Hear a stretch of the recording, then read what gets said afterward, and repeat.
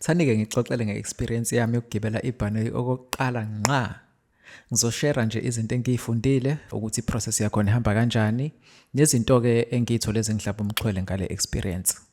So indaba iqala nge-weekend ngisekhaya ngithole i-call mfethu esebenza naye athi sicela usendele i-ID copy yakho cause bazodinga ama-details akho akwi-ID ukubhukhela i-flight niyosebenza eGoli ngoLwesithathu. Okay. Ngayisenda-ke but ngibe nalokho nje ungakholwa but ngingatshela umuntu futhi yabo nje ngithule. Fast forward ngoLwesibili ngithola i-email-ke eshoyo ukuthi i-flight yami ibhukhiwe nansi i-boarding pass yami. So i-boarding pass-ke iphepha elinemniningwane yakho nebhanoyi ozoligibela. Liyakutshela nokuthi ufika ngoba e-airport i-flight yakho ozoyithatha yiphi. Leyo flight izofika nini la eyakhona ikutshela nesithi ozohlala kuyona ibhanoyini. Nekhathi-ke ebalulekile ne-QR code ezoskanwa ama-security ukuthi ugibela ngosemthethweni kwi-flight.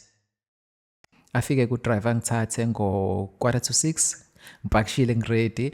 Ngaleso sikhathi ngi-happy vele yabo but hayi ngokweqile ngilindile nje ukubona ukuthi usuku luzohamba kanjani. Sambeka thatha nabanye sisebenza nabo. Ngakathi sihamba la emotweni bayaxoxa nje vele mina kangikhulumi kakhulu. Ngibatshela ukuthi hayibo i-flight yami yokuqala le. Oye kwaba ngilayile ke. Kwathiwa congrats boy. Sure. Bathi-ke ungathi ukubalisuka ibhanoyi noma selilenda kuba nalowo msindo nje obuguquguqu obakhona. Alright, noted. So i-traffic isibhayizise kancane but ngo-7 sibe sesifikile airport. Sehlezi ikhwama zesine-equipment silayishe kule nqola zase-airport. Singena ngaphakathi lapha imoto isa-right nje yakhosimanga. Angiqali vele ukuze airport ngangifika nje ngizodropha abantu ngibuye ngihambe since umsebenzi engangiwenza lo back then ngalezi zikhathi yabo. So laphana-ke ufica abantu abazokusiza uku-check in ababizwa ngama-check-in agents. Like i-reception nje mawufika endaweni laphana-ke bafike bacela i-ID yakho ne-boarding pass yakho bese benza izinto zabo-ke. Bakutshele ukuthi ebhanoyini ngaphakathi uvumeleke ungena nezikhwama eziwu-2, either isikhwama or isuitcase kodwa nosize wakhona futhi ukalelekile ukuthi kumele isisindo nobukhulu ugcine kubani. Bese kuthi uma uphethe izikhwama ezi-extra zona bayi-check-a in-ke. Uma u-check-a in isikhwama sona basibeka kwenye into elibhande ezosithatha siye ebhanoyini. Bekutshele nakhona futhi ukuthi akungabi khona into e-electronic ngaphakathi, into ene-battery, into like ama-power banks nje, izinto eziyimishini or into kanjalo kumele sibeke leso sikhwama leso. Into ezinalokho ungena naso ebhanoyini ngaphakathi. Uma ukuthi uphethe into esindayo or enkulu like thina ngoba sesiphethe equipment kunendawo okushiya khona but awuvele ukushiye uku-check-a in bese benamathisela i-stick esinama-details akho nawe ebhanoyi ukuze kungaduki bese udlulela phambili. Sadlula-ke lapho sakwi-security check laphayana-ke kuskenwa yonke into before udlule uye kulayini oyongena kwibhanoyi. So ukubone kuma-move la okubekwa khona izikhwama e-airport bese sidlula phansi komshini othile uskene ubone izinto eziphakathi bese siyophumela ngalezi khwama. Yilapho-ke. So laphana-ke uma isikhwama sakho sine-laptop bayakutshela ukuthi ikhiphe ngoba iyasitha kungaskeneki izinto ezingaphansi kwayo. So uyayikhipha bese udlulisa-ke izikhwama zakho ziskeneke. Izinto engangena ebhanoyini is-either bayifaka ku-bin or uyajika uyoyinika umuntu ozobuyela nasemuva. Uma ufaka ibhande uyaligumula or anything nje enokuba insimbi esemzimbeni uyayikhipha uyifaka kuma-tray akhona nawe azodlula kumshini yabo askeneke like amafoni, iwashi, imali, izinto ezikanjalo. Bese-ke nawe udlulela kwakho umshini wokuskena if udetector anything okungamele udlule nayo bakubuyisela eceleni bakuskene ngale yashandisi yama-security yabo. Wakhala-ke kimi umshini ngoba ngangazwanga ukuthi kunecoin ebisephaketheni bathi one side baba. Ngathi nakho-ke zaqala iy'nkinga nje ngiqala nokwenza abangathola lutho. So saqeda lapho sakulayini okugcina-ke manje wakuyi-boarding gate lapho-ke usuzongena ebhanoyini. Nakhona kunomuntu ozocela i-boarding pass yakho ayiskene ukuthi uqondile ecele ne-ID then-ke bese uyangena.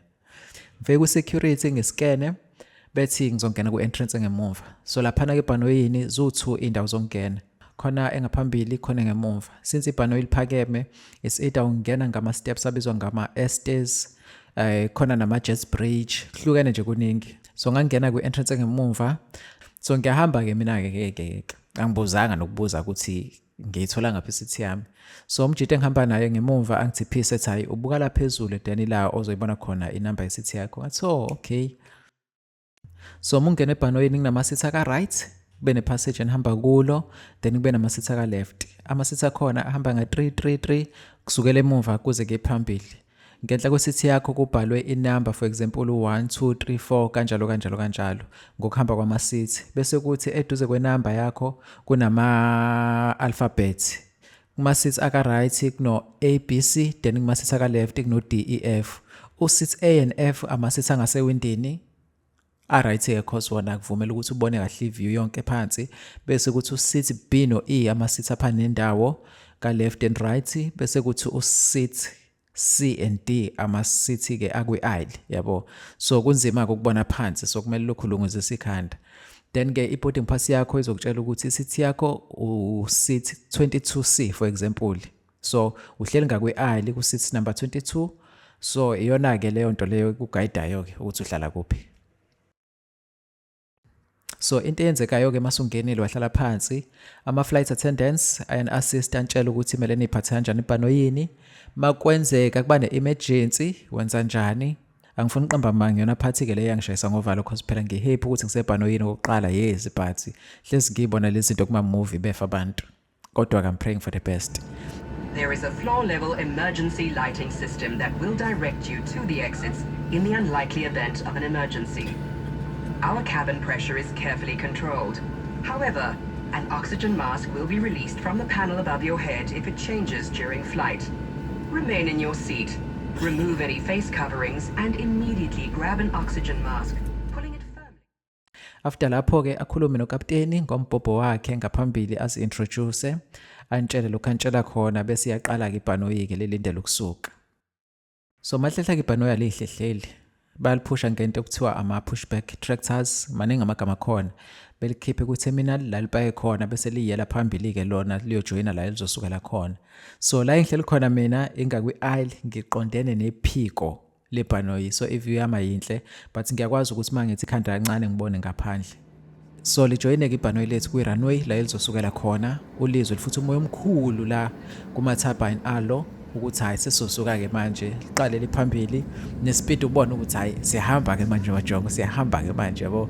So bese kuba naloya msindo loyo abangitshele ngayo emotweni lo ngathi liya-vibrate kanje, and then after lapho ulizwe selithula, ubone amaphiko ebheke phezulu esikanje, ubone ukuthi hayi sisemoyeni-ke manje.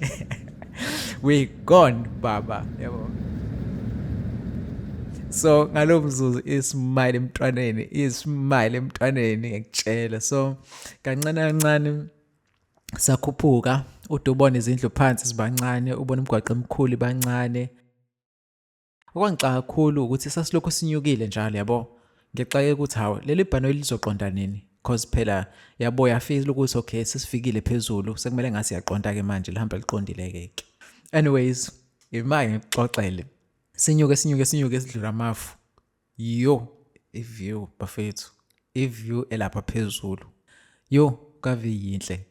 Basho ukuthi ofisa ukuyochama sekusafe ukuthi angagumula ibhande, nama-flight attendants asedlula-ke la kwi-aisle aphusha inqola, badayisa izinto nje like efana netiye, ijuice, and so on. Behambe besibuza ukuthi asifuni nokuthenga.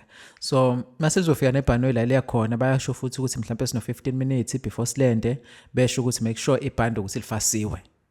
Mase-ke lehla ibhanoyi liyaphansi, uyezwa nasesiswini leyo feeling leyo ukuthi yabo asanyuki manje ngathi sesiyehla. Uqala udlula amafu, ubone izinto eziphansi zibankulu.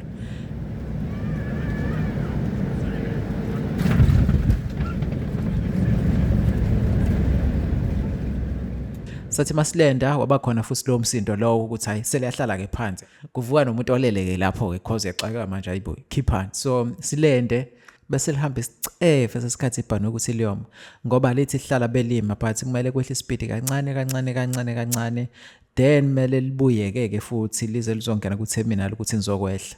Mase nehla awulikhiphi ibhande isayini ngenhla kwesithi yakho yebhande ingakacimi, anisukumi futhi kanye ama-flight attendants enu ayani-assist anehle nga-5 kuma-seat angemuva naphambili until nize niphume nonke.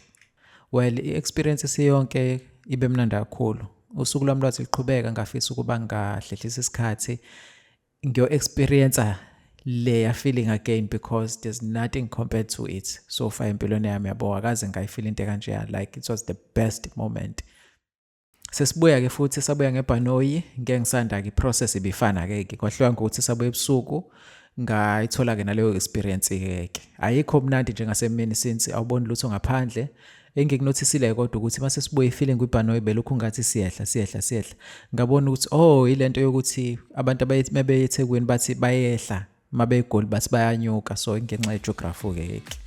So ngithi danke kwabaka FlySafair nge-experience emnandi yokugibela ibhanoyi, and thank you wonke kumuntu who made this possible, yabo, from ikhampani to abantu besihamba nabo. If ubuke wazofika la, ngiyabonga kakhulu nawe. Cela ushare nawe experience yakho kwi-comment section, ongeke wayikhohlwa ukuthi wawuyapi, yayinjani, or wawenzani. Sobonana khona. Danko.